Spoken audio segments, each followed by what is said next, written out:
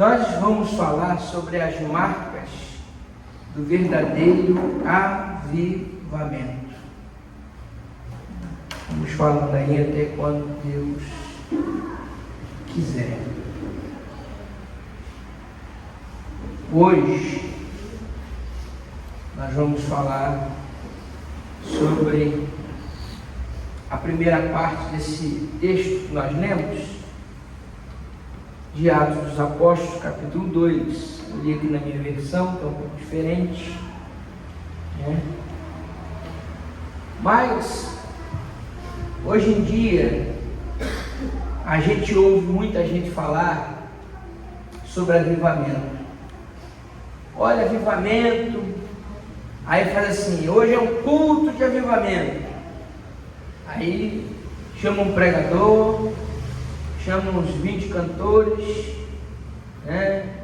Faz aquele movimento na igreja, lota a igreja, lota,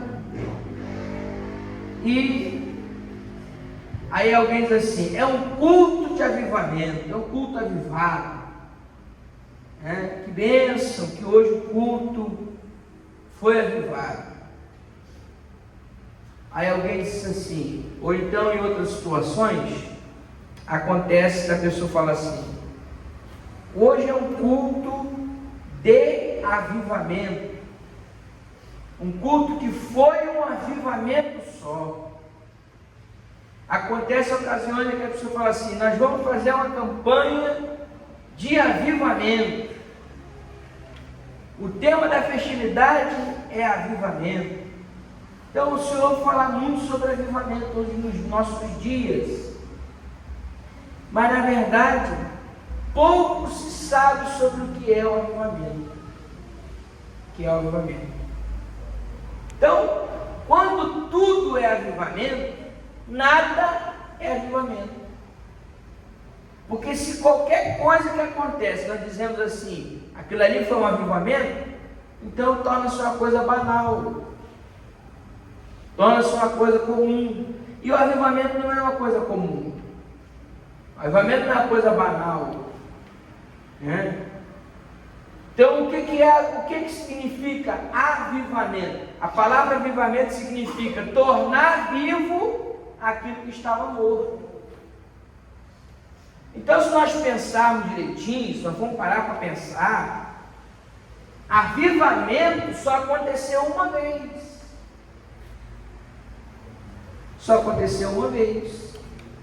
Que tornou vivo o que estava morto. Porque não tem como uma pessoa morrer, viver, morrer, viver, morrer, viver. Então, avivamento só aconteceu um, que deu vida ao que estava morto. Aí então o que acontece depois? É um reavivamento. Ou seja, é um renovo, é uma transformação, é alguma coisa que está acontecendo que foi baseada no primeiro avivamento. E qual foi o primeiro avivamento que nós podemos dizer assim? Isso aqui foi um avivamento. Foi o que nós lemos aqui em Atos dos Apóstolos, capítulo 2. Esse aqui pode ser considerado o primeiro avivamento. E aqui está a base, no texto que nós lemos, deixe sua Bíblia aberta. Aqui está a base para nós falarmos sobre o que é um avivamento. Então, todos os reavivamentos que aconteceram na história da igreja e que acontecem no dia de hoje, se é que estamos passando por um avivamento no dia de hoje, nós temos que ter como base o que aconteceu na experiência de Atos. Então vamos olhar aí, Atos capítulo 2. Olha o que diz aí a Bíblia. Atos 2. No dia do Pentecostes, estavam todos no mesmo lugar. Isso. De repente veio do céu um som como de um vento veemente e impetuoso, e encheu toda a casa em que estavam assentados. Então veja bem, aí foi o princípio do avivamento. Então a descida do Espírito Santo. O Espírito Santo desceu sobre todos que estavam na casa. Aí o texto vai continuar dizendo: e todos foram cheios do Espírito Santo, começaram a falar em outras línguas. Então houve ali um movimento espiritual, que depois desse movimento, Pedro se levantou entre aqueles 120 irmãos e começou a pregar. Versículo de número 14, por favor. Então Pedro, pondo-se em terra com os 11, levantou a voz e disse-lhes: varões judeus e de todos os que habitam em Jerusalém, sejai-vos isto notório e escutais as minhas palavras. Então veja só, Pedro começou a pregar. Ou seja, o primeiro resultado daquele avivamento que estava acontecendo ali naquele lugar, em Jerusalém, foi a pregação de Pedro. Ou seja, ele foi despertado para pregar. E na sua pregação, aí nós vamos entrar no texto que nós lemos, de Atos 2,41, que começa dizendo que muitas pessoas se converteram através dessa pregação. E o texto diz que foram cerca de 3.000 pessoas. Então, por volta de 3.000 pessoas aceitaram a Cristo, se renderam a Cristo através daquela pregação de Pedro. Então nós podemos dizer que aqui é a primeira marca do verdadeiro avivamento. Então a primeira marca do verdadeiro avivamento é a pregação da palavra, que vai dar o resultado, a pregação que traz o resultado de conversão de almas. Agora olha os irmãos aí, o versículo 47. Versículo 47 diz assim, no finalzinho dele: e o Senhor lhes acrescentava diariamente os que iam sendo salvos. O que isso quer dizer? Quer dizer que o versículo 41, quando ele começa falando sobre o resultado do avivamento, começa dizendo: 3.000 almas, cerca de 3.000 pessoas se converteram. E no versículo 47 ele diz: e todos os dias o Senhor acrescentava aqueles que iam sendo salvos. O que isso quer dizer, irmãos? Que o verdadeiro avivamento, ele produz a conversão. Então, quando você vê uma igreja lotada, cheia de gente, muita gente, e não dá para caber, e aquele pula-pula, e falação de língua estranha, profecia, blá blá blá, não quer dizer que está acontecendo ali um avivamento. Quer dizer que há um mover do Espírito naquele lugar. Mas o avivamento, ele produz conversão de almas. Se no final daquele culto nenhuma pessoa aceitar a Cristo, não podemos dizer que aquilo é um avivamento. Porque o avivamento produz arrependimento, mudança de vida.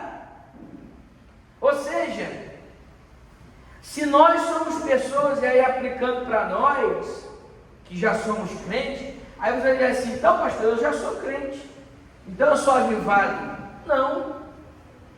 Não necessariamente. Porque um crente avivado, a marca que vai sobre ele é o arrependimento.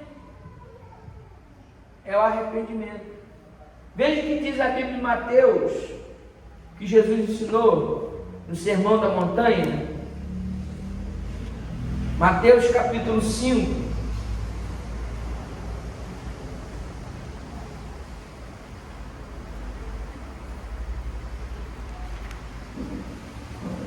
Versículo de número 4. O que diz aí? Bem-aventurados que choram, porque eles serão consolados. Bem-aventurados os que choram, porque eles serão consolados. Mas que choro é esse que Jesus está dizendo que bem-aventurados os que choram? Nós temos que ver isso aqui na ótica do reino de Deus, para entender que tipo de choro é esse que Deus está falando.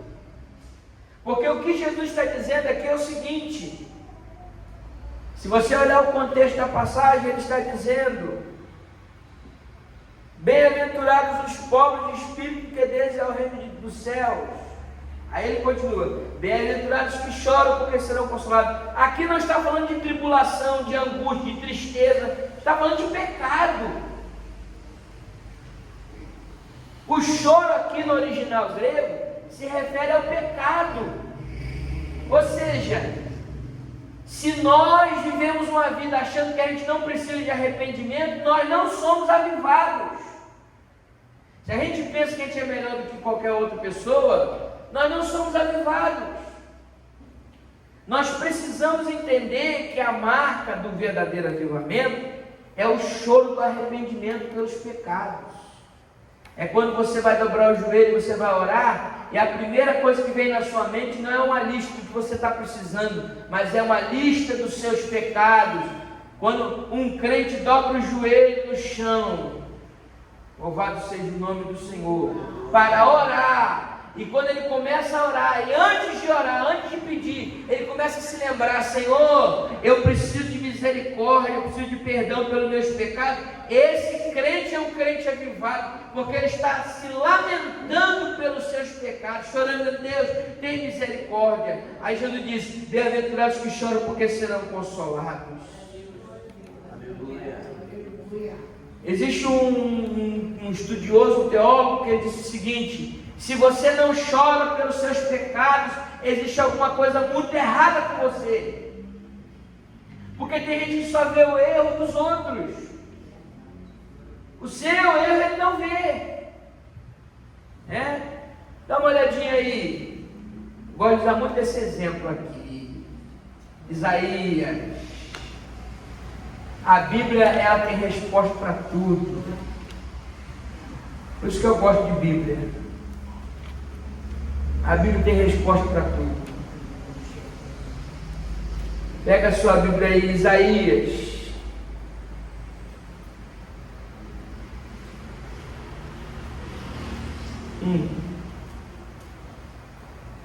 Deixa sua Bíblia aberta aí no livro do profeta Isaías. Olha quantas vezes Isaías está olhando para o povo quando Deus chama ele para profetizar, e ele começa a receber a mensagem da parte de Deus, e começa a dizer, versículo 4: ai da nação pecadora. Aí você passa mais um pouquinho, vai passando os textos, os versículos, capítulo 2. Primeiro ele diz: ai da nação pecadora. Depois ele começa a denunciar o pecado do povo, no capítulo 2. Aí no capítulo 3, versículo 11, o profeta Isaías, ele olha assim: ai deles, ai dos ímpios. Versículo 9: ai daqueles que dissimulam. Ai disso, ai daquilo. O que é esse ai do profeta Isaías? Ele está dizendo assim: olha, é uma ameaça. Ai daqueles que dissimulam, ai dos pecadores, ai das nações, ai dos pecados. Lá nesse capítulo de número 4, está falando dos pecados. Capítulo 5, ele continua denunciando, ai disso, ai daquilo. Versículo 20 do capítulo 5. Aí no capítulo 5 é que ele começa a dizer ai mesmo, mas não é ai de dor não, ele está fazendo uma denúncia, ele está apontando os pecados. Capítulo 5, versículo 20: ai dos que ao mal chamam bem. Ai dos que, versículo 21, ai dos que são sábios aos seus próprios olhos. Versículo 22, ai dos que são poderosos. Versículo 23, ai dos que justificam o ímpio. Está só dizendo assim: ai daquele, ai desse, ai daquele. Isaías está só olhando o pecado dos outros. Agora vai lá em Isaías capítulo 6. quando ele tem a visão do trono de Deus, que Deus aparece para ele, capítulo 6, que ele vê o Senhor no alto sublime trono, os serafins voando em cima dele, e ele vê a glória de Deus dizendo: Santo, Santo, Santo é o Senhor do exército, toda a terra está cheia de sua glória. Versículo 5, olha o que o profeta Isaías fala: então disse eu, ai de mim. Está vendo só? O profeta Isaías está dizendo: ai daquele, ai das nações, ai dos poderosos, ameaçando todo mundo. Aí quando ele vê a glória de Deus, a presença de Deus, que Deus é santo, aí ele fala assim: ai de mim. Houve uma mudança na vida do profeta, porque é fácil ser profeta para profetizar e apontar o pecado dos outros. É fácil chegar aqui no microfone e apontar o pecado de um, de outro, irmã, de irmão, de jovem, de criança, de todo mundo, de ministério. Mas e a minha vida, como é que está? Então eu falo: ai do fulano, ai do ciclano, ai do ciclano. Mas e eu?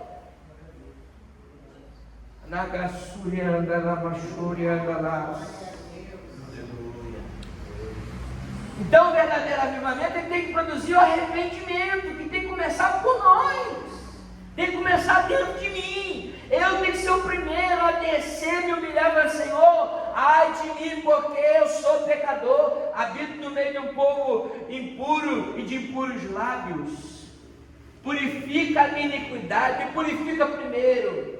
Porque toda vez que você se arrepender, assim como o profeta Isaías se arrependeu, a Bíblia diz que quando ele disse assim: ai de mim, Senhor, porque eu sou pecador, voou um serafim com a brasa de fogo, com a tenaz na mão, que a tenaz é como se fosse uma tesoura, segurando aquela brasa de fogo, e tocou na boca do profeta, e a Bíblia diz que ele foi purificado, ele teve perdão dos seus pecados, porque reconheceu que era pecador, que nós não somos melhor do que ninguém.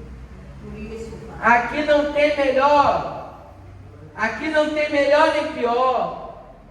Aqui não é porque é pastor, porque é obreiro, porque sou eu, que é missionário, que é evangelista, é presbítero, é diácono, que é melhor do que o membro. Aqui todo mundo, todos nós precisamos de perdão dos nossos pecados e reconhecer que nós precisamos da misericórdia, da graça de Deus.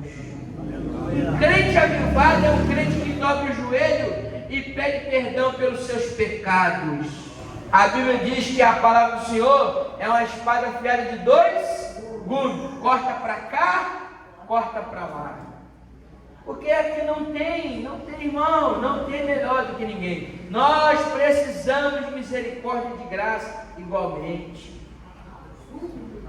Nós precisamos dessa misericórdia. Ai de mim. Será que você pode nessa noite olhar para você, para os seus pecados e falar assim: ai de mim, Senhor, que eu sou pecador, preciso da tua misericórdia. Porque nós somos falhos e apontar o erro dos outros é muito fácil. Ah, porque o fulano é fofoqueiro, mas será que você também não faz uma fofocazinha de vez em quando? Ah, porque fulano murmura. Será que você não é um murmurador? Sabe o que significa a palavra murmuração? Já falei sobre murmuração aqui. Murmuração significa comentar baixinho. Comentar baixinho. É aquele comentáriozinho que você, na hora da mensagem, na hora do culto, ou depois do culto, não importa o horário, você pega e começa assim: mas tá bem, não sei o que, cochichar. Isso é murmuração. Às vezes a pessoa pensa que o povo de Israel foi punido no deserto porque chegaram e falaram: Moisés, ainda não temos água. Mas quando eles chegaram a dizer para Moisés que não tinha água, entre eles já tinham começado a falar: tá vendo, sabe? Nós estamos aí com sede, não resolve nada, não sei o que, estamos caminhando há quanto tempo já? Entre eles já tinha rolado solto a língua. Entre eles. É um comentáriozinho, é uma falazinha, é uma palavrazinha, é um sussurrozinho que pode impedir a bênção de Deus na minha e na tua vida. É por isso que Eclesiastes capítulo 5 diz assim, ó: guarda o teu pé quando entrares na casa do Senhor teu Deus. Sejam poucas as tuas palavras, seja mais o ouvido que eu falar, porque o que você fala aqui dentro, irmão, no mundo espiritual tem um efeito tremendo. Cuidado. Nós precisamos de misericórdia, precisamos de graça, conversão. Aí às vezes a pessoa diz assim: pastor, nós somos poucos, mas aqui tem qualidade. Deus quer qualidade, não quer quantidade. Quem disse? Quem disse? Deixa eu fazer uma pergunta para você. Existe alguma pessoa saudável, que não produz nada? Não, aqui nós temos 10, mas os 10 são de grande qualidade. Deus não quer quantidade, Ele quer qualidade. Negativo. Da qualidade surge a quantidade, porque não existe qualidade que não gera nada. Que qualidade é essa que não gera crescimento? Aí você fala assim: eu prefiro ter um conjunto com 5 do que ter com 50. Irmão, os 5 tem que produzir 50. João capítulo 15, versículo 5, por favor. Que diz a palavra do Senhor? Estou falando sobre avivamento.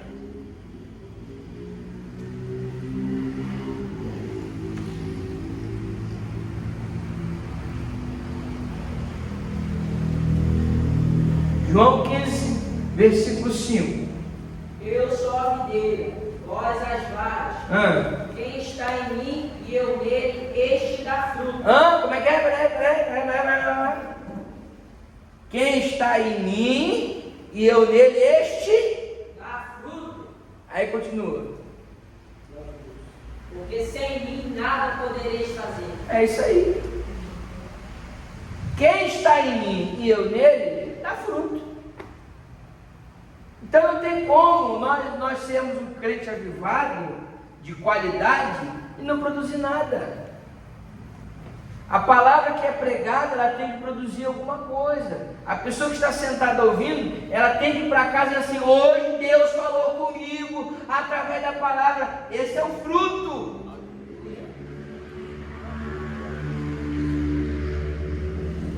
Segundo ponto, segunda marca de um verdadeiro avivamento. Tem muita coisa para falar aqui ainda. A gente vai falando aí ao decorrer das mensagens. Tem muita coisa para falar.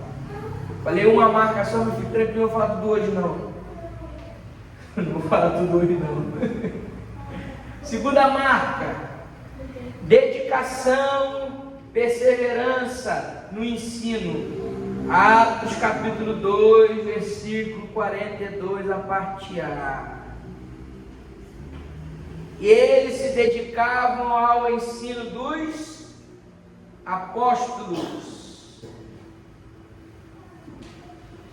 Mas em outra versão aí, que eu creio que é a versão dos irmãos, Atos 2,42, está escrito assim: e perseveravam na doutrina dos apóstolos. Perseveravam na doutrina. A perseverança é uma marca de um crente avivado, de um avivamento. A perseverança é a marca. O que é perseverar? Perseverar é insistir. Perseverar é não desistir. Perseverar é não olhar para trás. Por favor, alguém lê Eclesiastes capítulo 7, versículo 8.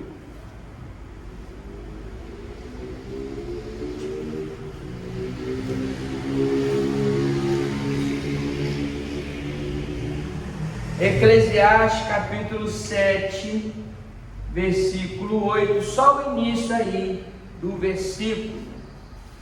Melhor é o fim de uma coisa do que o princípio. Melhor é o fim das coisas do que o princípio delas. Por que o texto está dizendo isso? Porque existem pessoas que começam bem. Porque começar não é difícil. Começar, senhores, irmãos e irmãs, obreiros, não é difícil. Começar é fácil. Começar é fácil. O primeiro dia é uma maravilha. Primeiro ano, primeiro mês, é uma bênção. Começar é fácil. Difícil é chegar até o final. Só que perseverar também não significa chegar até o final. Porque existem pessoas que começam. Ué, que é isso, pastor? Vou explicar para você. Existem pessoas que começam, mas empurram com a barriga. Sabe? Vai levando. Aí fala assim, vou levando. Vou cozinhando em fogo baixo. Vou levando. Aí vai empurrando com a barriga. Aí chega até o final. Fracassado, sem dar nenhum fruto. Triste, angustiado, mas chega até o final. Vale a pena chegar até o final desse jeito? Sim ou não? Não, eu estou empurrando com a barriga. Não empurra com a barriga não. Empurra com a barriga não, que a barriga seca. Empurra com a barriga não. Eu vou levando. Não vai levando não. A Bíblia diz que a perseverança não é chegar até o final. A perseverança é manter o mesmo ânimo, a mesma vontade, a mesma garra até o final que você tinha no primeiro dia. Um crente avivado, ele amanhece orando e vai dormir orando. Ele começa a sua caminhada de manhã, à tarde ele está com o mesmo ânimo, o mesmo vigor. Ele começa o ministério dele com 10 anos de idade, termina com 100 anos, com a mesma vontade, com a mesma garra, com o mesmo espírito, porque ele é perseverante. Isso é perseverança. É você chegar até o final com o mesmo vigor. Aí você fala assim, pastor, mas eu não consigo chegar a ficar com o mesmo vigor todo dia. Nem eu. Mas a Bíblia diz, Isaías, se não me engano, 41, 30 ou 29, diz assim: os que esperam no Senhor renovarão as suas forças. Então, se você está precisando de um renovo de força, é só você dobrar o seu joelho e falar: Senhor, aviva o meu coração, porque eu preciso chegar até o final. Olha o que o anjo disse para o profeta Daniel. Daniel, capítulo 12, versículo 13. Tu, porém, segue o teu caminho até o fim. Existe uma versão que diz assim: tu, porém, vai até o fim. O que isso significa? Que você não pode parar no meio. Você não pode parar por causa de um problema. Você não pode parar por causa de dificuldade. Você não pode parar por causa da luta, por causa do desânimo, por causa da contenda, que alguém falou alguma coisa.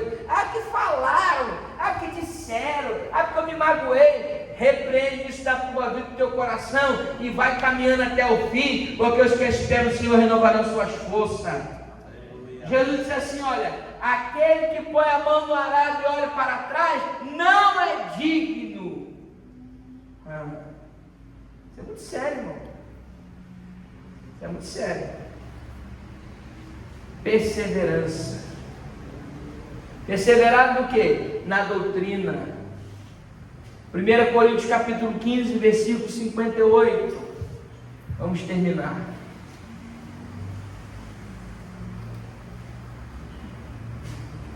Coríntios 15, 58. Olha que texto lindo, maravilhoso que o Senhor nos diz aqui.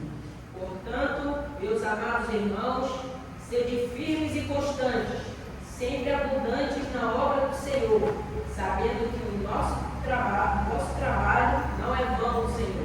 Portanto, meus amados irmãos, sede firmes e constantes, sempre abundantes na obra do Senhor, sabendo que o vosso trabalho não é vão no Senhor.